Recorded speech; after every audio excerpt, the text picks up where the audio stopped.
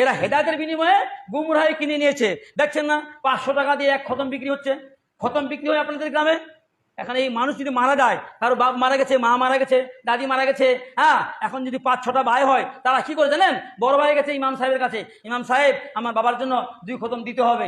ইমাম সাহেব খুব বুদ্ধিমান, ও কিন্তু খাওয়ার জন্যই লেখাপড়া করেছে। ইমাম সাহেব কি বলছে যে কি করবো, খতম তো নাই, তবে 2টা খতম ছিল, আপনি যখন বলছেন ঠিক আছে আপনাকে দিয়ে দিলাম। তো ইমাম সাহেব চিন্তা করেন না, যত চাইবেন তত দিয়ে দেবো, মিনিমাম 500 করে 1000 হয়ে গেল। তারপরে মেজো ভাই এসছে, ও এসে বলছে ইমাম সাহেব আমার বাবার জন্য 2 খতম দিতে হবে। বলছি কি করবো, খতম তো নাই খুব বেশি, 2 খতমই ছিল, তো যখন আপনি বলছেন আপনার কথা কাটতে পারছি না, ঠিক আছে দিলাম 2 খতম। এরকম করতে করতে 10 খতম বিক্রি হয়ে গেল। এরকম করে মরা বাড়িতে কি করে 10-15 খতম ওই ইমাম সাহেব ওখানে দিয়ে দেয়, বক্সে দেয়, ওদের ভাষায় কি বক্সে দেয়। এখন যদি 10 খতম হয়, 10×5 = 50, মানে 5000 টাকা। একটা মরাতে 4 দিন বাদে 5000 ইনকাম, আর সারা মাসে ইমামের বেতন কত? 5000।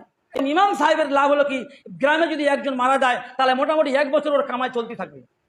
এই জন্যই খুব সাবধান এই সমস্ত ইমাম থেকে, এদের পিছনে খবরদার ঘোরাফেরা করবেন না, কারণ এরা হচ্ছে বিদআতকারী, এরা ইসলামের মধ্যে নতুন নতুন ঢুকিয়ে দিয়েছে।